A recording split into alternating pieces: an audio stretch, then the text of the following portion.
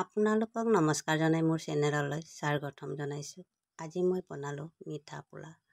তাকে কেনেকৈনো মই বনালোঁ আপোনালোকৰ ওচৰত শ্বেয়াৰ কৰিলোঁ।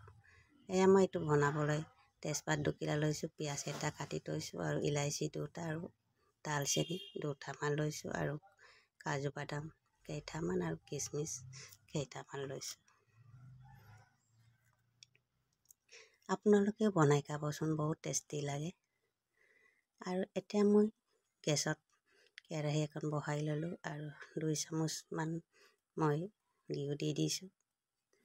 ঘিউটো গৰম হ'বলৈ দিছোঁ। অলপ গৰম হোৱাৰ লগে লগে মই তেজপাত 2 কিলামান দিছোঁ আৰু তেজপাতটো অলপ ভাজি লওঁ আৰু এতিয়া দি দিছোঁ ইলাইচি আৰু দালচেনিটো দি ধুনীয়াকৈ পুতিবলৈ দিছোঁ। ইলাইচিটো এতিয়া পুতিলে ইলাইচি এতিয়া দি দিছোঁ কাজু আৰু কিচমিচটো দি ধুনীয়াকৈ ভাজি ল'ম। অলপ সময়ৰ কাৰণে ভাজি ল'ম।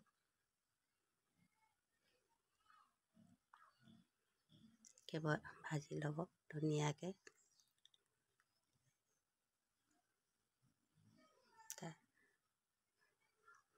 এনেকৈ ভাজি লৈছোঁ আৰু এতিয়া ভাজা হৈ গ'ল। এতিয়া মই দি দিম পিঁয়াজ কাটি থোৱা পিঁয়াজটো। পিঁয়াজটো দি ধুনীয়াকৈ ভাজি ল'ম ৰং হোৱালৈকে। পিঁয়াজটো যেতিয়ালৈকে ৰং হোৱা নহয় তেতিয়ালৈকে অলপ ভাজি ল'ম। আৰু ইয়াত ধুনীয়াকৈ ৰং হৈ গ'ল। এতিয়া মই টুকি থোৱা চাউলটো দি দিছোঁ। বাচমতি চাউল মই আধা কেজিত তিয়াই থৈছিলোঁ 1 ঘণ্টাৰ কাৰণে আৰু 1 ঘণ্টাৰ পিছত ধুনীয়াকৈ টুকি থৈছিলোঁ। এইটোকে দি দিছোঁ এতিয়া আৰু আধা কেজিমান লৈছোঁ মই। ধুনীয়াকৈ এতিয়া ভাজি লওঁ।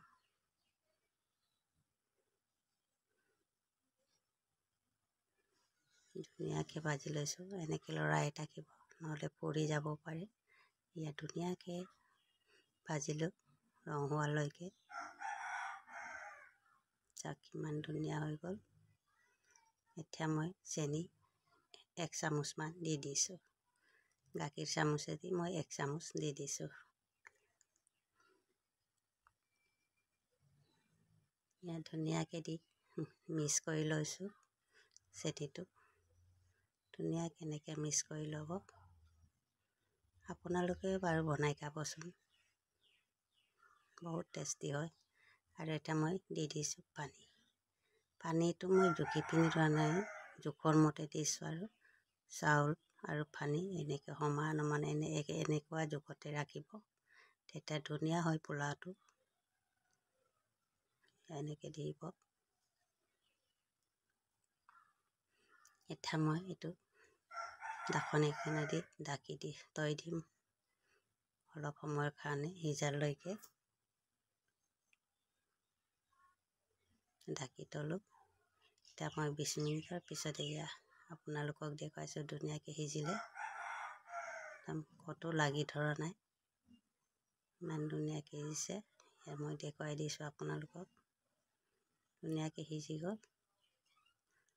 আৰু আপোনালোকে কেনেকুৱা লাগিলে মোক কমেণ্ট বক্সত জনাব। আৰু এয়া মই থালি এখনত উলিয়াই আপোনালোকক দেখুৱাই দিছোঁ মাংসৰ লগত।